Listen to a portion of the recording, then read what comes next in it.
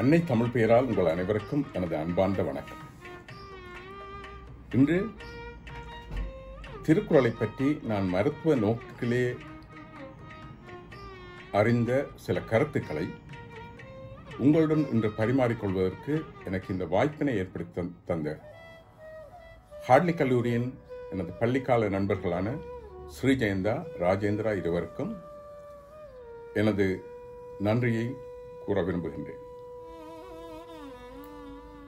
திருக்குறளை நாங்கள் தமிழ் அன்னையின் தலை கிரீடம் என்று குறிப்பிடலாம். ஏனென்றால் கிரீடம் என்பது ஒரு ஆளுமையின் அடையாள சின்னம்.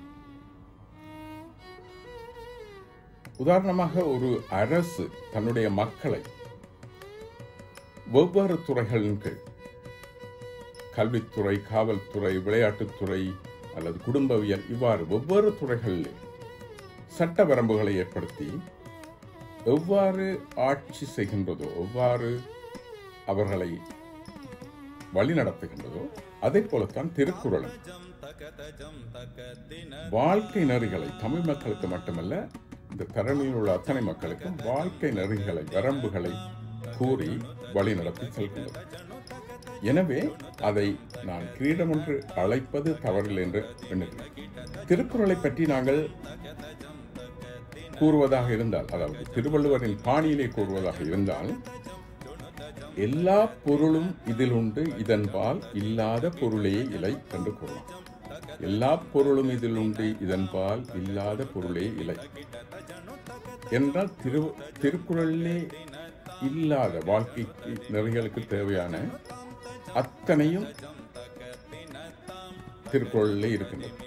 ஆனால் திருவள்ளுவரை நாங்கள் ஒரு சென்னை தமிழிலே செல்லமாக கூறுவதாக இருந்தால் பலே கில்லாடி என்று கூறலாம். ஏனென்றால் அவர் தான் சொல்ல வந்ததை இரு வரிகளிலே ரத்தின சுருக்கமாக இலைமறை காயாக கூறிவிட்டு போய்விட்டார். அதாவது, நான் சொல்ல வந்ததை நான் சொல்லிவிட்டேன், நீங்கள் எந்த நோக்கிலே எடுத்துக்கொள்ளுகிறீர்களோ அவ்வாறு எடுத்துக்கொள்ளுங்கள் என்று விட்டுவிட்டு போய்விட்டார். உங்களுக்கு தெரியும், சிறு வயதிலே நீங்கள் விளையாடி இருப்பீர்கள். கெலைடோஸ்கோப் என்று ஆங்கிலத்திலே கூறுவார்கள். அதாவது ஒரு உருளை வடிவான விளையாட்டுப் பொருள், அதனுள்ளே 3 ஆடிகள், கண்ணாடிகளை வைத்திருப்பார்கள் முக்கோண வடிவத்திலே. அதற்குள்ளே சில மணிகளை அங்கே போட்டு வைத்திருப்பார்கள். அதனை நாங்கள் எடுத்து அந்த கண்ணில் வைத்துக்கொண்டு இப்படி உருட்டி பார்க்கின்ற பொழுது நாங்கள் திருப்புகின்ற கோணத்திற்கு ஏற்ப வெவ்வேறு பிம்பங்களை, வெவ்வேறு வடிவங்களை அதனுள்ளே காணக்கூடியதாக இருக்கின்றது. அதை போலத்தான் திருக்குறளை நாங்கள் நோக்குகின்ற விதத்திற்கு ஏற்ப வெவ்வேறு விதத்திலே அதன் பொருளை காணக்கூடியதாக இருக்கின்றது. இதனால் தான் நான் நினைக்கிறேன், வேறு எந்த இலக்கிய நூல்களுக்கும் இல்லாத அளவுக்கு திருக்குறளுக்கு அதிகமான வேறுபட்ட விளக்க உரைகளை நாங்கள் காணக்கூடியதாக இருக்கின்றது. நாங்கள் திருக்குறளின் முதற் குறளை எடுத்துக்கொள்வோம். அகர முதல எழுத்தெல்லாம் ஆதி பகவன் முதற்றே உலகு. இந்த குறளுக்கு விளக்கம் மரபு ரீதியாக அனைத்து படைப்புகளுக்கும் ஆண்டவன், அதாவது ஆதி பகவனாகிய ஆண்டவன் எவ்வாறு அடிப்படை காரணியாக இருக்கின்றானோ அதை போல எல்லா மொழிகளுக்கும் அகர ஒலி அடிப்படை ஒலியாக இருக்கின்றது என்ற அர்த்தத்தை கொடுக்கிறது.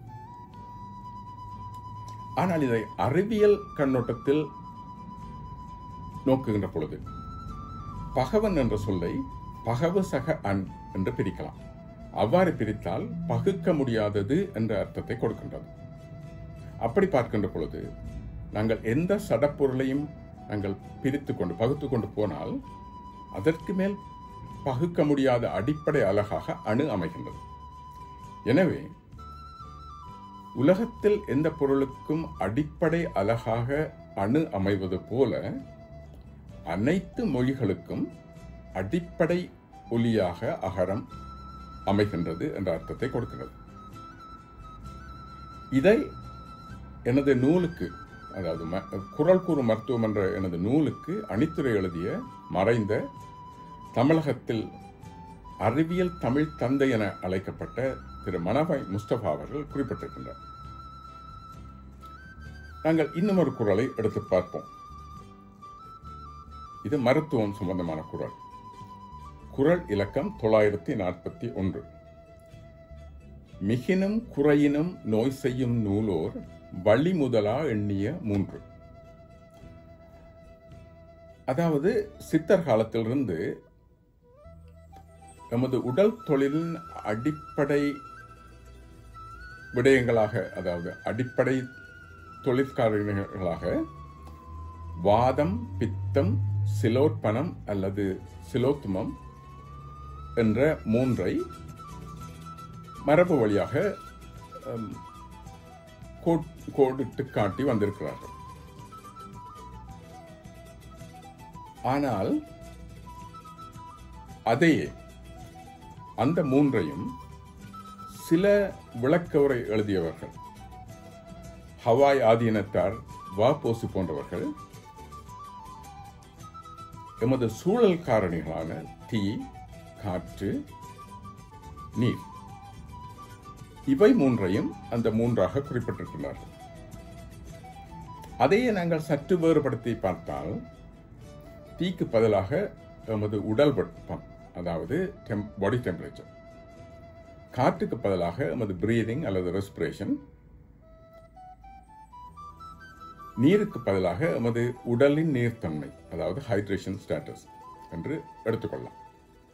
அப்படி எடுத்து பார்க்கின்ற பொழுது உடல் வெப்பம் கூடினால் ஃபீவர் அல்லது காய்ச்சல், குறைந்தால் ஹைப்போதெர்மியா அல்லது சீதளத்தன்மை,